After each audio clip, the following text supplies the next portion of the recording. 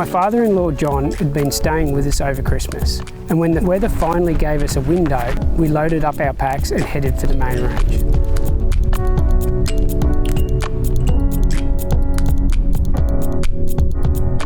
John and I have walked up here before, a few day trips over the years, but this time felt different.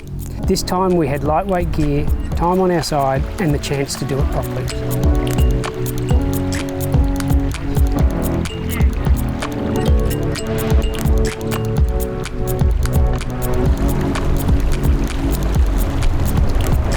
The goal was simple, the main range loop plus the 3 highest mountains in Australia, Mount Kosciuszko, Mount Townsend and Mount Twynam.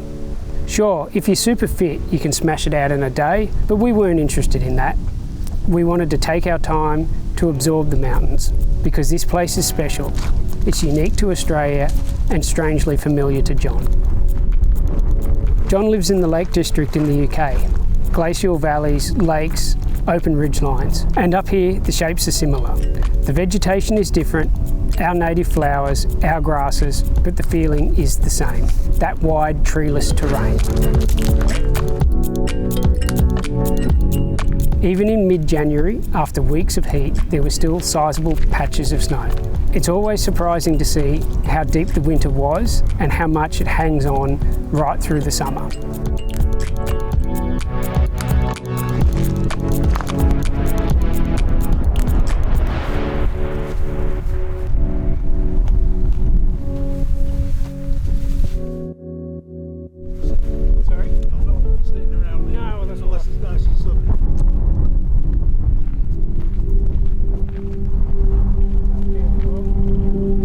The forecast promised sun, but as we climbed onto the range, the wind came in hard, dragging clouds across the tops. It wasn't freezing, maybe 10 degrees, but with wind chill it was enough to remind you how quickly things change up here.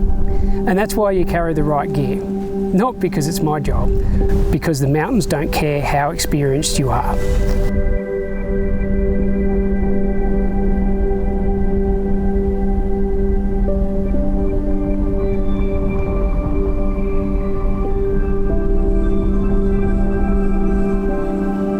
Our first summit was Mount Twynam, Australia's 3rd highest peak. The views were half hidden in the clag, but still felt good to tick it off. Mount Kosciuszko, Mount Twynam, 2195, I think the official height is, although the watch tells me I'm a little higher. And as you can see, the view is spectacular. From there, the ridgeline opens up around Watson's Crags and the Sentinel and drops away into country that looks almost unreal.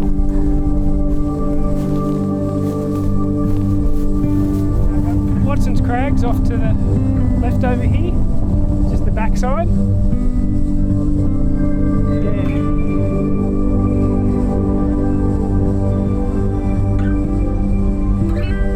Rugged, broken terrain, beautiful and dangerous. There are stories of people disappearing down there, never found again, and others who somehow stumbled out after days. It's a place that demands respect. The Sentinel down behind me, it's a pretty impressive little peak to climb. Been out there, but I think that's a story for another time.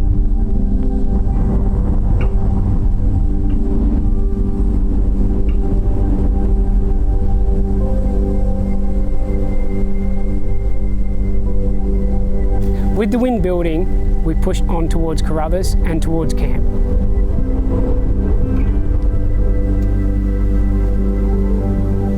Oh, it's hard work. Suddenly gone slow. Is that right?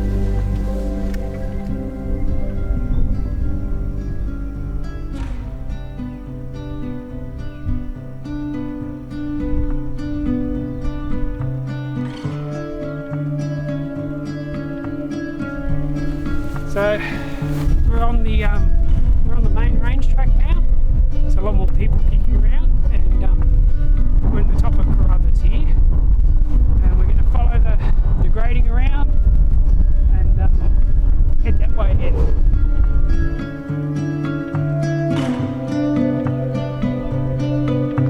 National parks have put a huge amount of work into keeping this track sustainable.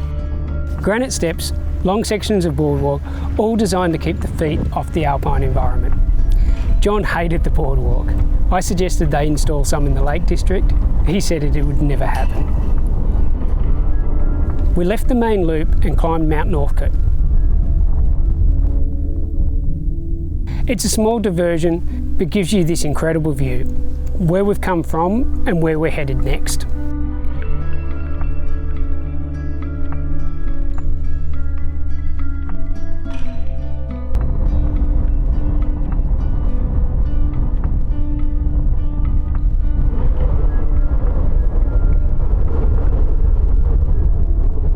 On the way, the alpine flowers were out everywhere. I'm not a botanist, so I'm not even going to pretend I know what half of them are. But up here, they don't need names to be appreciated.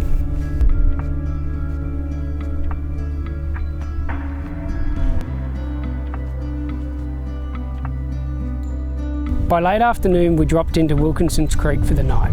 It's a great spot to camp tucked among the boulders. And most importantly, it has reliable water. Setting up camp. We're down here at Wilkinson's Creek. Really nice spot tucked in amongst the boulders, pretty much out of the wind. Some good reliable water just over the side there. We're going to go down, use a pump and get some water a bit later. And yeah, great spot. It's also the kind of place you want to look after. Good campsites don't stay good unless people treat them properly.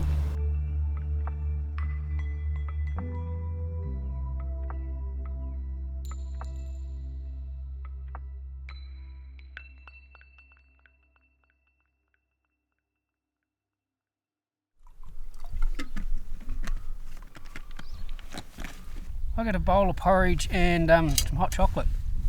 I think John's got a cup of tea and some porridge. It's all graty. No powdered milk. We broke camp early, filled up at the creek and headed back onto the range. The goal was Mount Townsend, Australia's second highest peak. So we've got Wilkinson's Valley down there. Really nice campsite, not far from Kosciuszko, it's just up there.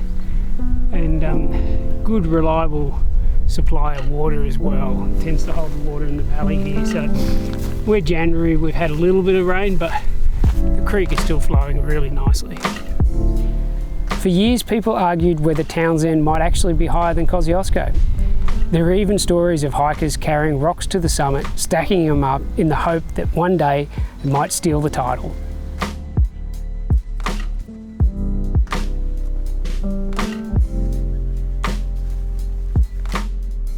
So it's the Geehi Valley directly below us. See the dam down there? So that's Cancoban Pondage. Oh, yeah. We're looking towards Cancoban, like Tintaldra, Corryong, and the Murray River's in the next valley over from that ridge where Cancoban is. The next valley over is the bigger valley, or the Indi Valley. Townsend's a little different from the others. There's a scramble near the top, nothing extreme, but not somewhere you'd want to slip. And because of that, it gets a fraction of the traffic Kosciuszko does.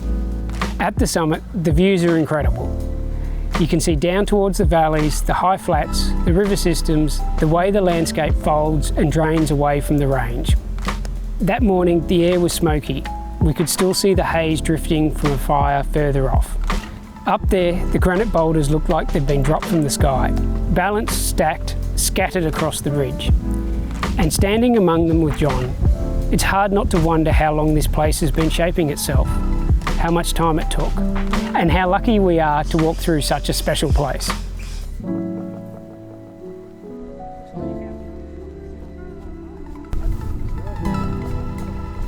The infrastructure up here has changed a lot in the last few years. There's more armouring, more boardwalk, and a lot more people. This is the popular route, coming in from Thredbo and from Charlotte's Pass, and you feel the difference straight away. But even with the crowds, it was still something special. Standing on the summit of Mount Kosciuszko, the highest mountain in Australia.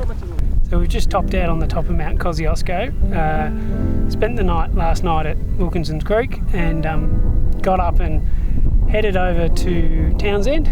Spectacular view over there, and we've just walked up to the top here. We can see the fires in the distance. It's a beautiful day. It's probably 10-15 degrees up on top up here, cool wind. It's quite nice. We'll make a bit of a plan for getting out of here and See how we go. We might spend a night up here, or we might get back to the car and head down to Geehi Flats and spend the night down there instead. Spectacular spot down there, so I'm not opposed to heading down there. In the distance, smoke drifted across the horizon, back burning somewhere out beyond the range. And when we finally left the summit, we followed the boardwalk back down to Rawson's Pass. Rawson's Pass has its own little claim to fame, the highest toilet block in Australia. It sounds funny, but it's also part of the story up here. National parks doing everything they can to manage the impact of thousands of people walking through a very fragile alpine environment. From there we headed down towards Charlotte's Pass, following the old road.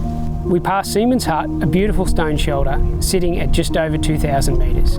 It was built after tragedy as a safety refuge for the range. A quiet reminder that this place can be welcoming and unforgiving. We crossed the Snowy River, the largest snowmelt river in Australia, flowing from the eastern slopes of Kosciuszko to Bass Strait 352 k's away. On the way down, John absolutely motored along now that the finish line was in sight. We eventually reached Charlotte's Pass and the car, a perfect way to cap it off.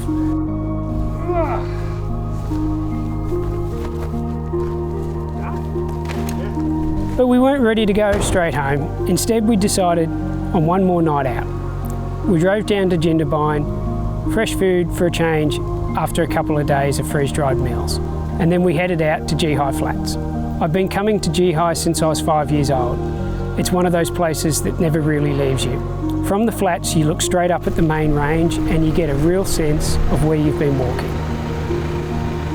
You can't see Kosciuszko from here because it's tucked up over the back. You don't quite see the valley. But that's the main range up there. It's a pretty special place to camp down here on Geehi Flats. It's really nice. That afternoon, we soaked up the cold water and sat back with the tent pitched for one last night. We swapped stories, and at some point it hit me. It was my 15th wedding anniversary, and instead of spending it with my wife, I was out here in a tent with my father-in-law. All up, it was a great trip. A few nights in the mountains and 3 days well spent, and I don't think either of us will forget it. I better get a card on